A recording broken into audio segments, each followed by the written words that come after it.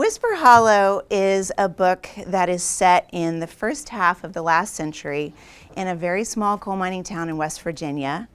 It's geographically remote. In this town, in the late 1800s, when coal mining companies were staffing and building up their companies, there wasn't enough local talent, and so they recruited immigrants from overseas to come and do this really difficult labor.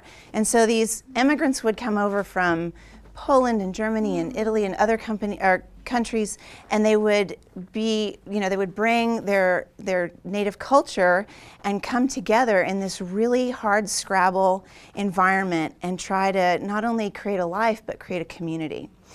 And so Vera, West Virginia, is a fictional town that is set in the real Raleigh County in West Virginia. And I created, the name of that town is based on the Latin root for truth, because thematically the book is about the truths that these characters have and those that they choose to bury. And when they bury them, they become secrets. And these secrets drive so much of what happens to them and among them throughout the narrative. So to set up a little bit about the way that the book is structured, it starts in 1916 and it goes all the way to 1969. There's a catastrophic event that divides the book into its two halves. It follows the lives of mostly three women, some other characters, multi-generational passage of time within this community. And the title, Whisper Hollow, a hollow, if anybody is familiar with Appalachian dialect, knows that a hollow is pronounced a holler. So there's a little double entendre with the name. So it's Whisper Hollow, and it speaks to the dichotomy that these characters have within them, the truths that they're revealing and those that they're burying, like a seam of coal. And so I could choose a lot of different chapters to read, but I picked my favorite one. It was actually the second chapter that I had written, even though it appears about a third of the way in. And the reason that I chose this one to read tonight is because it actually takes place in Whisper Hollow. So it's adjacent to the town of Vera. They're divided by New Creek. And the hollow is sort of where a lot of the action takes place. It's where the Catholic Church is, it's where the cemetery is, it's where Alta's cabin is located, which is an important part of the story throughout. And so I'm going to read a little bit for about 10 minutes, and then I'm going to take as many questions as you have. So without further ado, I should tell you too that the chapters, because it spans such a long time, the chapters are titled with dates, and it skips forward a few years at a time and focuses in each chapter on different characters. And so the one that I'm going to read now is November 11th, 1944. And November 11th is an important day. It's St. Martin's name day in Poland, which is it's almost more important than a birthday. And it also happens to be the day that Poland celebrates their independence since 1918. And Alta, who is the main character in this chapter, is from Poland, or Polish immigrants. And this sort of symbolizes too her beginning of emotional independence. So there's a reason that I chose November 11th for this particular chapter. Alta Pulaski covered her husband and son's dinner of halushki and rogali with a dish towel and set it on the kitchen table with a note, "Gone up the hill for a bit." Walter was at work underground, and 13-year-old Abel, who was already as tall as a man and ready to be one, was going rabbit hunting with his friends. She tied a green woolen scarf around her pinned hair, still short, while other women had started to let theirs grow longer to contrast with the war rationing and the somber mood of the day. Gathering up her metal paint box and an empty ball jar, Alta set off on her quarter-mile hike. All the way up, she thought of her painting.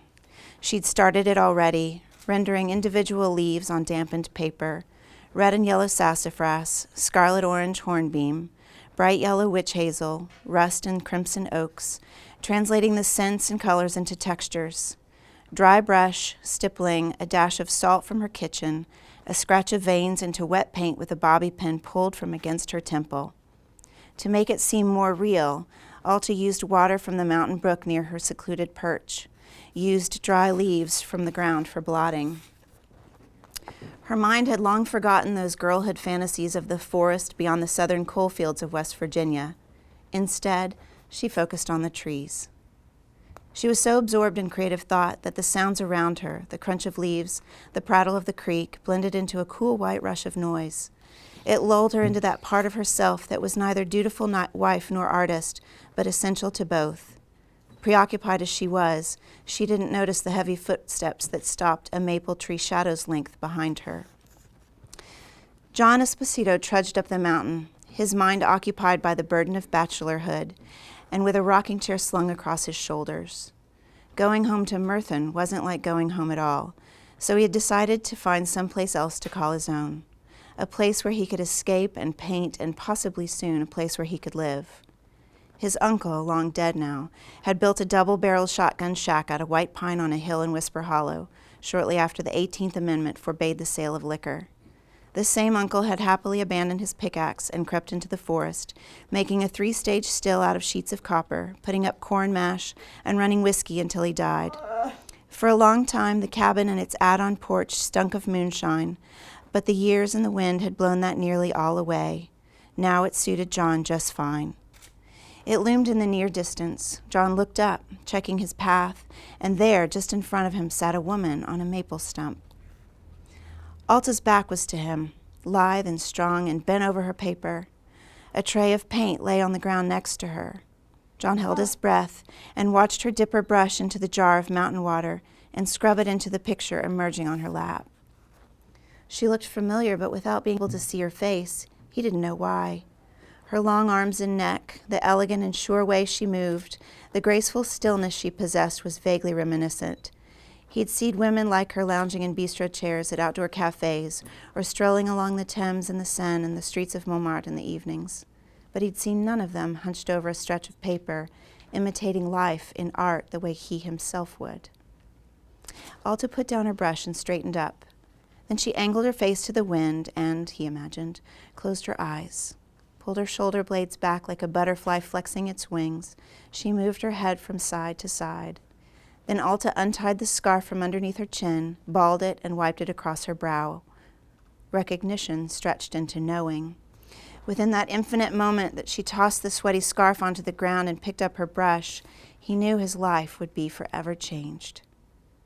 Eyes still on her back, John let the chair slide slowly down one shoulder and drop to the ground. The thump it made blew behind him on the wind, and Alta showed no sign that she'd heard it.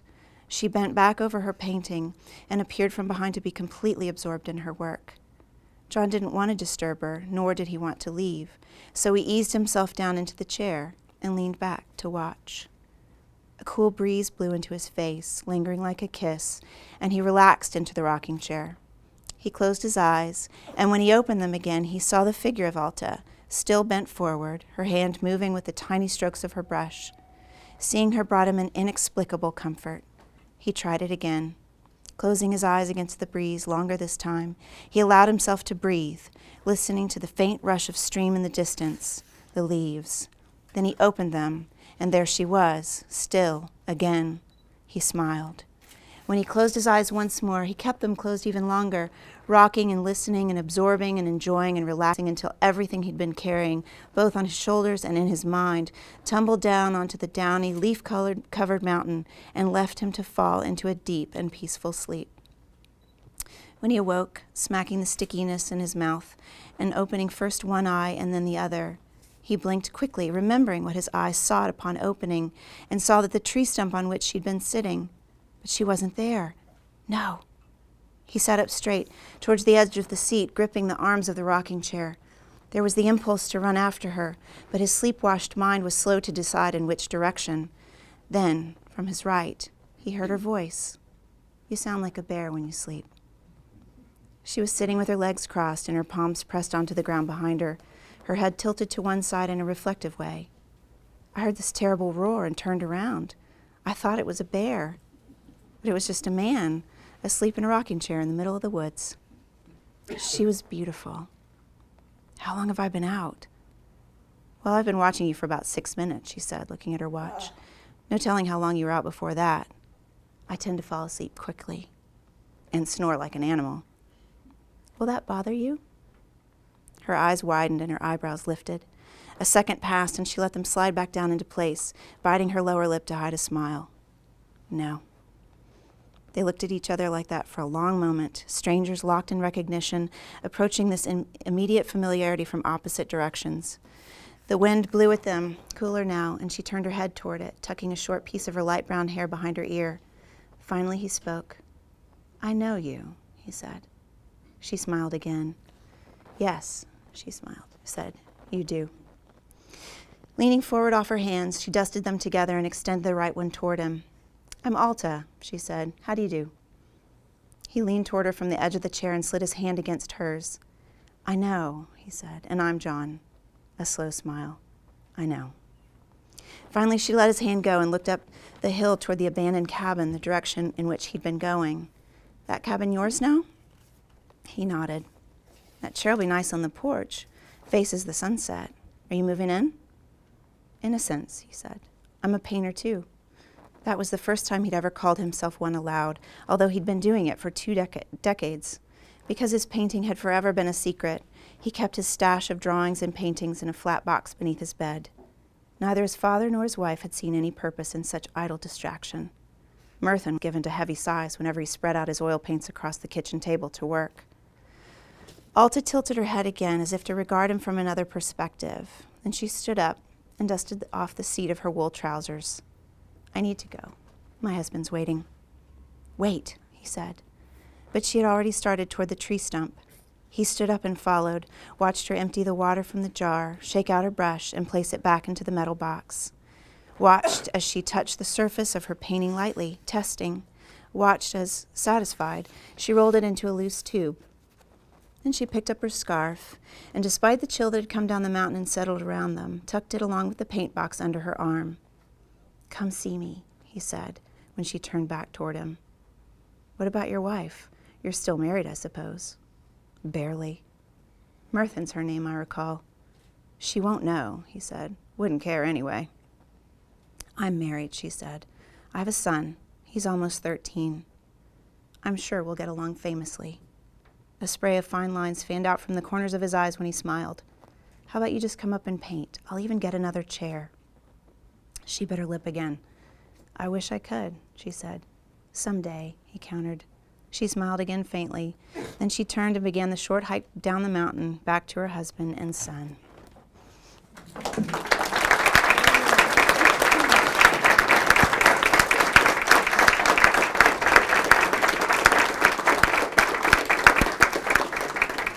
Thank you.